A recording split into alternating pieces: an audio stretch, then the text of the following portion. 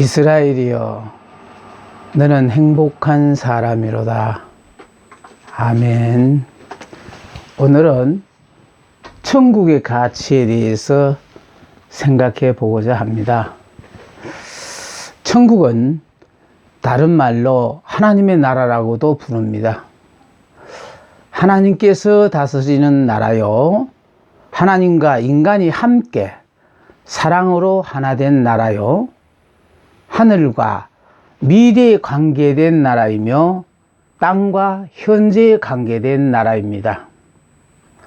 하나님의 주권이 그대로 통용되는 나라로 하나님의 뜻과 하나님의 명령이 그대로 이루어지는 세계인데, 즉 우리의 마음속에 예수님의 말씀이 지배하면은 하나님의 나라가 내 마음속에 만들어지는 것입니다.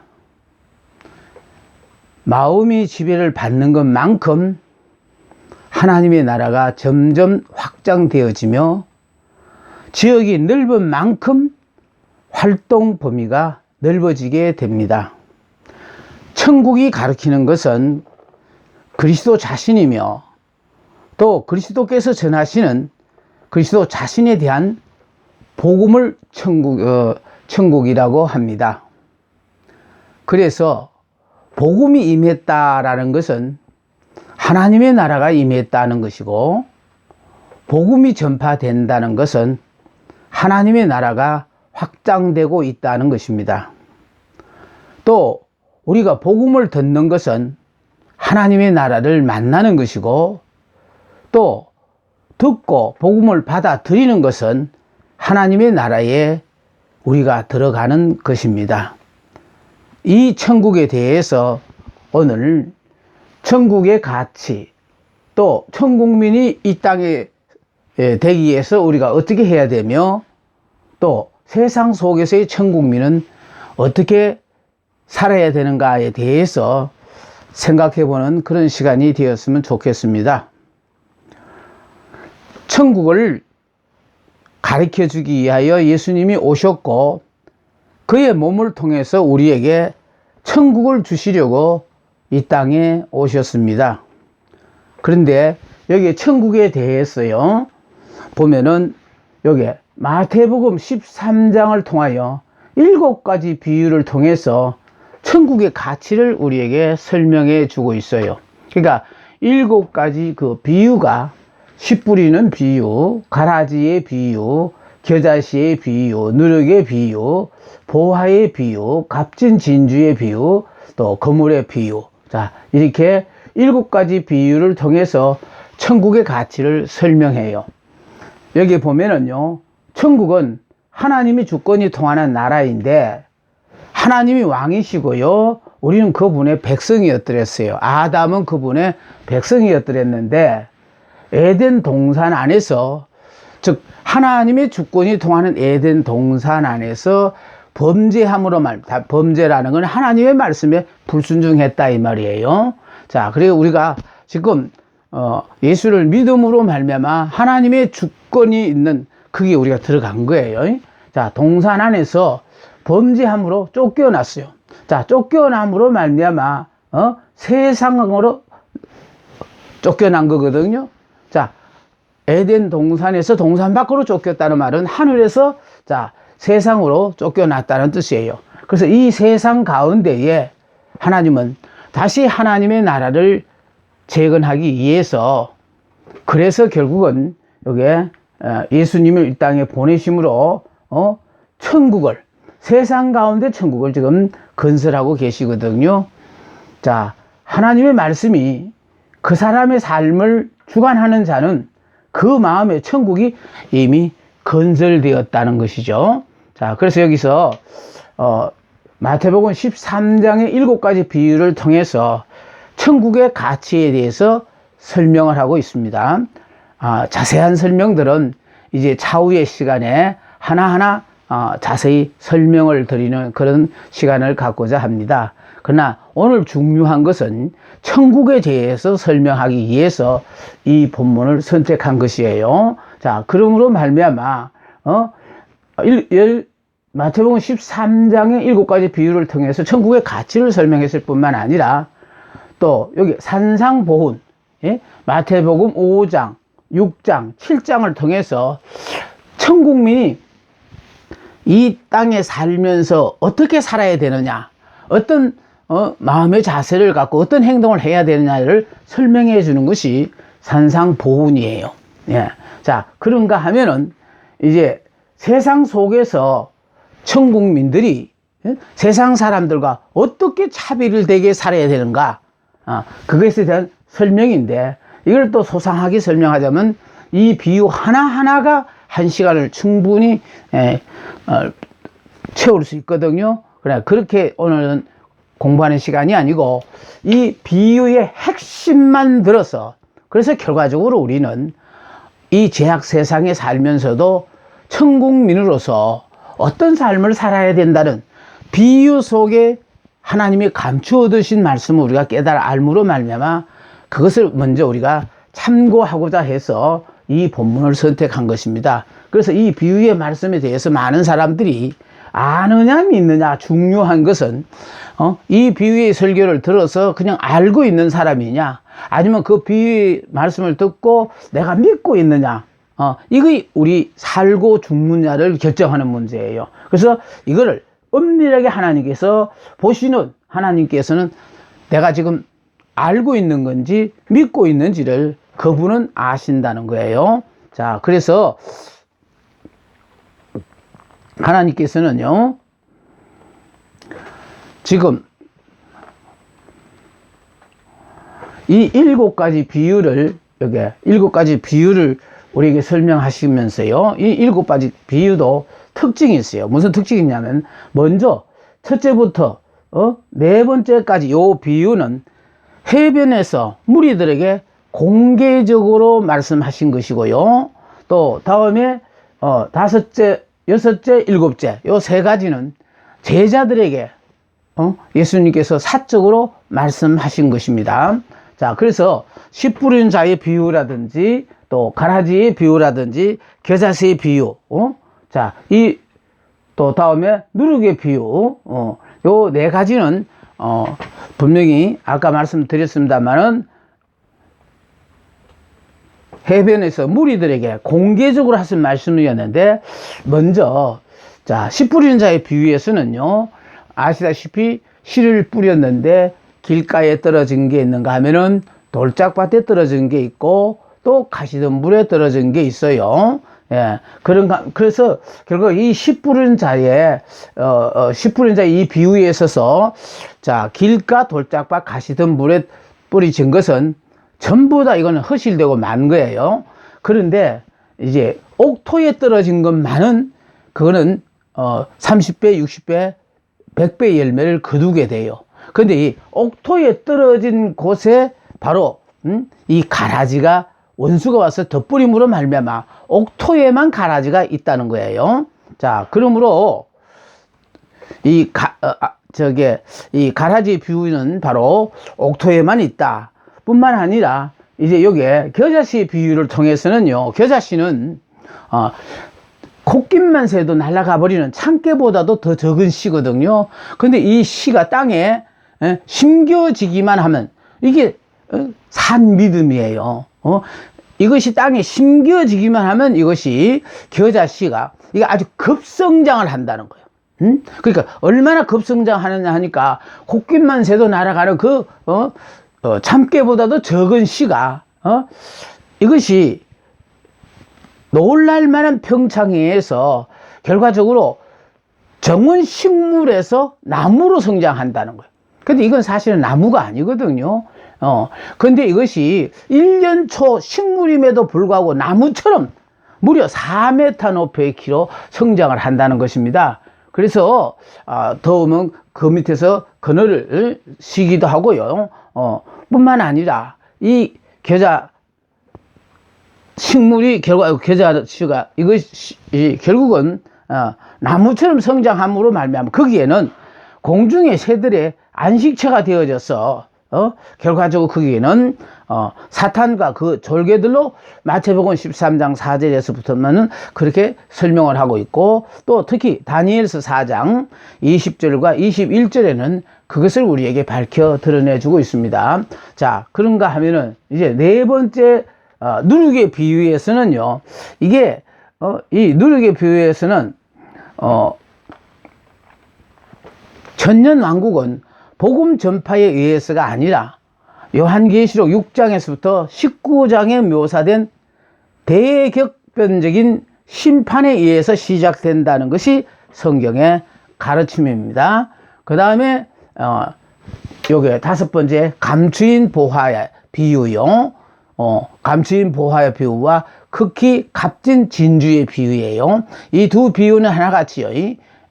값진 진주의 비유도 이거는 우연히 발견했고, 감추인 보화는 우연히 발견했고, 또 극히 값진 진주는 이거는 각고의 노력 끝에 발견한 것이라는 거예요. 그러니까 이 비유의 가장 중요한 핵심은 발견하는 것 가지고는 소용이 없다라는 거예요. 발견을 했으면은 그것을 내가 소유해야 의미가 있는 것이지, 발견하는 것 가지고는 안 된다라는 것을 설명합니다. 자, 값진 보화의 비유와 값진 진주의 비유요. 예, 그런가 하면 마지막에 이 바다에 그물을 치는 그런 비유인데, 이렇게 비유를 말씀하심으로 말미암아 이런 것들은 말씀에 대한 사탄의 대적을 나타내요. 그러니까 이 땅에는 세 종류의 원수가 있어요. 마귀가 있는가 하면은 또 우리의 육체가요, 또 우리가 세상에 살다가 보니까 이런 것들이 결국 우리가 하나님의 나라에 대적하는 그런 역할을 하게 되는 것입니다. 아까 첫 번째부터 네 번째까지 씨뿌린 자의 비유, 가라지의 비유, 겨자씨 비유, 누룩의 비유, 이 네 가지는 농부들에게 하나님께서 겨자씨 비유, 또 보화의 비유까지 요건 농부들과 관계되는 거예요. 농부들에게 전해진 말씀이고, 그 다음에 여기 지금 값진 진주의 비유는 이거는 장사꾼들에 의하여 들려진, 장사꾼들에게 전해주는 말이고요. 그 다음에 일곱 번째 이제 이 그물의 비유는 이거는 어부들에게 전해진 말씀입니다. 자, 문제는 이 비유를 이제 우리가 하나하나 좀 더 이렇게 살펴보면요, 먼저 개인적인 적용에 있어서요. 자, 개인적인 적용에 있어서 씨를 뿌리는 비유는 농부들이 일을 하고 있는 밭을 보고 주님이 말씀을 하셨어요. 그러면서 씨를 이렇게 뿌릴 때 그 뿌린 씨가 네 개의 밭에 네 개의 씨를 뿌렸는데, 하나는 길가에 떨어지고, 또 하나는 돌밭에, 하나는 가시떨기에 떨어지고, 또 네 번째는 옥토 좋은 땅에 떨어졌다는 겁니다. 근데 길가에 떨어졌을 때 새가 와서 쪼아 먹음으로 말미암아 씨를 빼앗아 간다는 거예요. 파종을 방해한다라는 거예요. 자, 그런가 하면 돌밭에 떨어졌을 때는 이게 뿌리를 못 내리게 하게 되어지니까 성장을 방해하는 거예요. 그래서 식물이 쇠약해집니다. 자, 그러므로 말미암아 이 돌밭에서는 이 돌을 깨트려 주는 방법밖에는 없거든요. 자, 그런가 하면 가시떨기, 이것은 뽑아줘야 돼요. 자, 그러므로 이 가시떨기가 뭐 하느냐? 결국 성장한 그 식물에 있어서 결국 결실을 못 맺게 한다는 거예요. 열매를 질식시킴으로 말미암아요. 자, 이렇게요, 하나님의 나라가 우리 마음속에 던져지면은 이것이 좋은 열매로서 많은 그 열매를 거두게 하기 위해서는 이게 방해를 받지 말아야 되는데, 이것이 열매가 맺어질 때까지 사단은 파종을 방해하고 성장을 방해하고 결실을 방해하고, 그러니까 갖가지 모든 이런 장애물들이 있다는 거예요. 예. 그러니까 이거 없이 그냥 그대로 이루어진다면 얼마나 좋아요. 근데 문제는요, 자, 지금 오늘 천국의 가치를 우리가 생각해 보는데, 천국의 가치를 아는 사람은 이런 장애물이 등장할수록 이겨내요. 근데 이거 가치를 모르는 사람은 이런 어떤 장애가 부딪히면 그걸 핑계 삼아서 그냥 이렇게 포기해버리는 그런 경향이 있어요. 그래서 천국의 가치를 아느냐 모르느냐 굉장히 중요하다고 저는 생각하거든요. 그래서 결국은 택하심을 받은 자들은 이 천국의 가치를 알기 때문에 값진 저게 뭡니까 땅속에 묻힌 보화라든지 또 이 값진 진주를 찾은 그런 사람들은 결국은 나름대로 지금까지 살아오면서 이렇게 기가 막힌 것을 처음 발견한다는 그 감격, 그런 감격이 있었기 때문에 결과적으로요, 모든 것을 다 자기 것을 팔아서 그것을 다 소유했다. 그렇게 나오잖아요. 그러니까 천국의 가치를 아는 사람과 모르는 사람의 차이예요. 자, 그런가 하면은 요거는 개인적으로 해당되어지는 거거든요. 칡뿌린 자의 비유는 개인적으로 해당되어지는 겁니다. 그런가 하면은 이제 가라지라든지 겨자씨라든지 가로 서말 속의 누룩 같은 거는 이건 세상에 적용이 되어지는 거예요. 자, 그래서 이 가라지의 비유는 사철을 두고 언제나 골칫거리가 되는 잡초를 뽑는데 수구와는 농부를 만나서 이 비유를 말씀하셨다는 거예요. 그래서 여기에 가라지 비유를 통해서 파종을 못하게 하는 거예요. 파종을 하는데 문제는 모조품을 심는다는 거예요. 충실한 씨를 심지 못하게 하고, 자, 모조품을 심어가지고 가짜가 나오게 한다라는 것이 이 가라지의 비유예요. 그런가 하면 이제 겨자씨 비유는 농가의 뜰을 보고, 결과적으로 이 겨자씨가 적은 것이었지만은 아까 식물이지만 1년초 식물이지만은 이것이 무려 키가 4m 정도로 나무처럼 자란다고 말씀을 드렸습니다만은 이런 외적 확장을 통해서 그래서 헤아릴 수 없는 성장을 나타낸다는 거예요. 겨자씨는 그러므로 말미암아 이것이 우리가 심은 대로가 아니라 하나님의 은혜가 함께 하면은 이와 같은 결과를 우리가 얻을 수 있어요. 그런가 하면은 네 번째요. 가로 서말 속에 넣은 누룩은 일반 가정의 북일 중에서 이것을 보시고 결과적으로 이 가로 서말 속의 누룩의 비유를 설명하셨는데 이거는 내적인 작용의 결과예요. 다시 말해서 뭐냐면 아까 겨자씨는 외적으로 보여지는 성장이라면은 가로 서말 속의 누룩은 이거는 그 가로 서말의 모든 것을 다 부풀게 만드는 그런 역할을 한다는 거거든요. 그래서 이거는 결실을 맺는데 방해를 넣는데 특히 거짓 교리를 주입시킴으로 말미암아 결과적으로 그동안의 모든 수고가 헛수고가 되고 결국은 천국을 영접하지 못하고 천국을 외면해 버리는 그런 결과를 나도록 그렇게 사탄은 우리를 방해한다는 겁니다. 자, 그런가 하면 이제 다섯 번째, 밭에 감추인 보화라든지 극히 값진 진주의 비유라든지 이 거물의 비유. 밭에 갖춘 그 보화의 비유는 매일 밭에서 땅을 파는 일을 보면서 이 비유를 말씀하셨는데 이건 복음의 가치를 말한다는 거예요. 그러니까 우리가 천국의 가치를 모르고 복음의 가치를 모르니까 우리가 신앙생활에 나태하지요. 정말 인생을 살아보면서 이 복음의 가치가 왜 지금까지 내가 살아오면서 정말 힘들고 어려웠다라는 것을 절실하게 깨닫는 사람이라면 복음의 가치의 소중함을 알아요. 자, 그런가 하면 여섯 번째, 극히 값진 진주의 비유는요, 상업과 무역을 하는 세계에서 사용하는데 결국은 극히 값진 진주는 이거는 찾아야 될 구원이라는 거예요. 아까 땅에 감추인 보화는 우연히 밭일을 하다가 발견한 거예요. 만일 일꾼으로 가서 일을 하다가 이런 보화를 발견하게 되어지면은 그 땅 주인과 이렇게 나누게 돼 있어요. 그러니까 이 사람은요, 보화를 발견하자마자 그걸 흙 속에다 묻어두고, 나중에 주인한테 가서, 그 땅 주인에 가서 보화를 팔으라고 한 게 아니고, 밭을 팔으라고 해서 자기 모든 재산을 주고 그 밭을 샀다라고 되어 있지 않습니까? 그만큼, 귀한 것이 이게 천국이고 복음이라는 거예요. 자, 그리고 극히 값진 진주는 이건 진주 장사로서 늘 진주만 보던 사람이다. 어느 진주가 좋고 어느 진주가 나쁘다는 걸 아는 사람이거든요. 그런데 그 사람은 지금까지 돌아다니며 만났던 진주 중에서는 정말 이와 같은 진주를 발견하지 못했다는 거예요. 그래서 우리가 예수를 믿게 되어지는 것도 우연히 친구 따라가서 믿기도 하고, 때로는 온 가족 식구들이 다 믿으니까 그래서 그냥 어울려서 그냥 자연스럽게 이렇게 복음을 받아들이는 사람이 있는가 하면은, 어떤 사람은 정말 애쓰고 수고하여 노력해서 그 귀한 복음을 영접한 사람들도 있어요.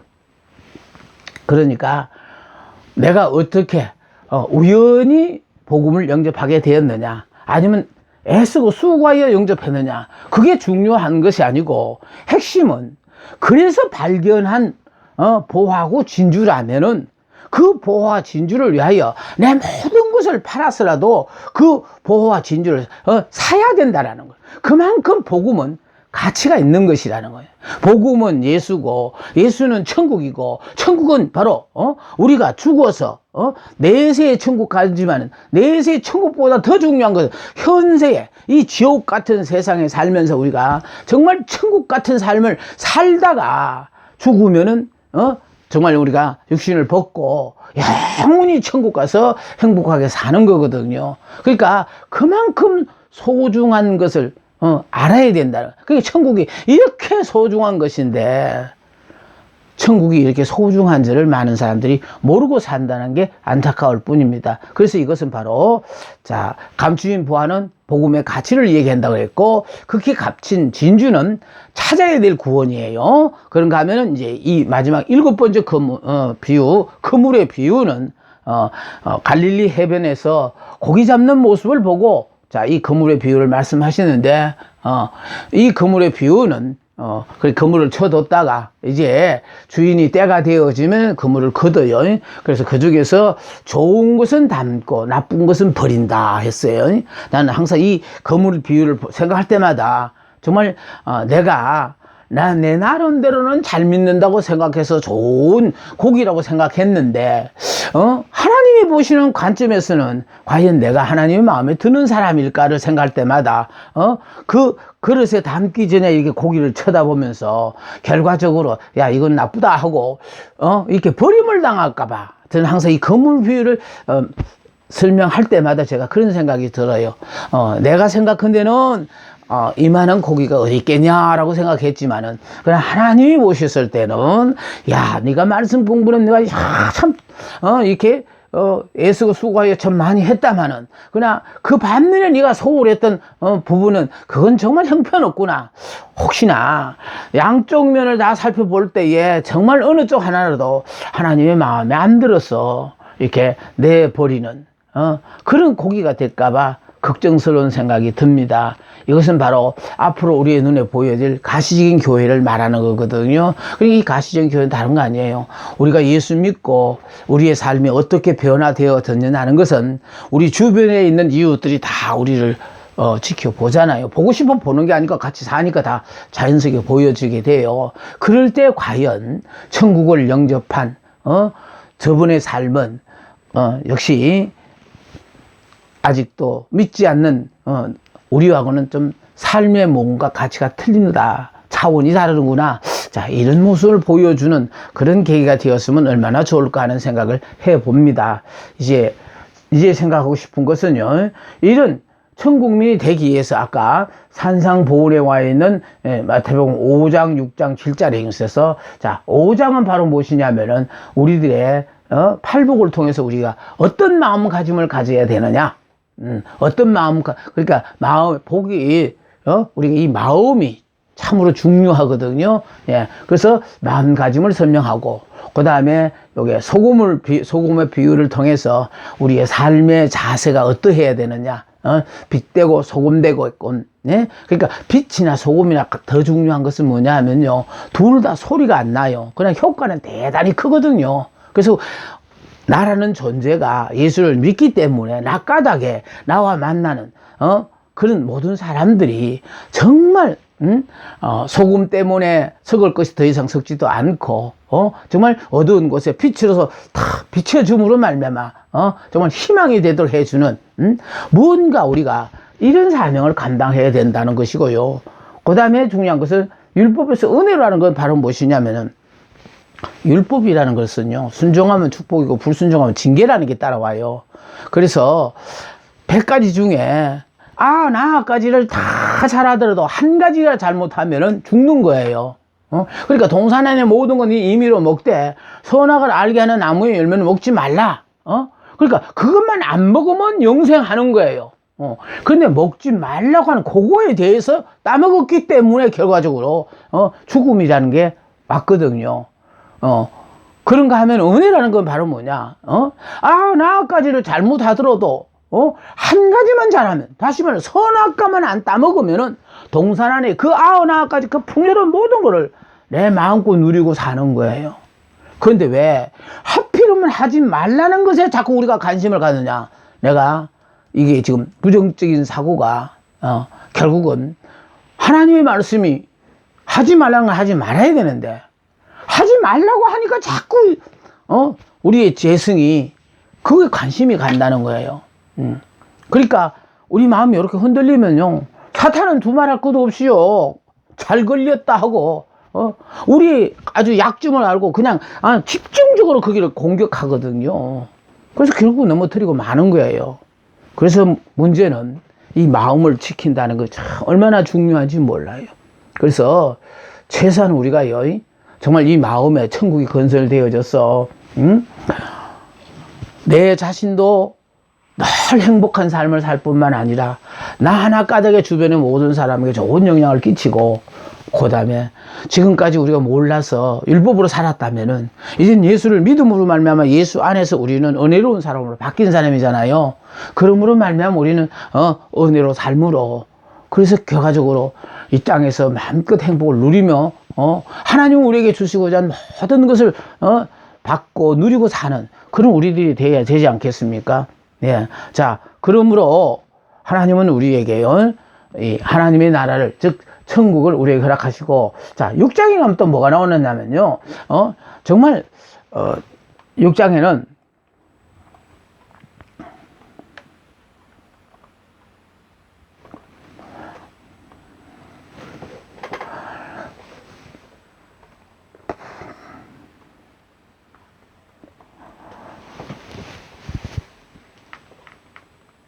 유대인과 이방인에 비교해서 말씀을 허락하셨는데요.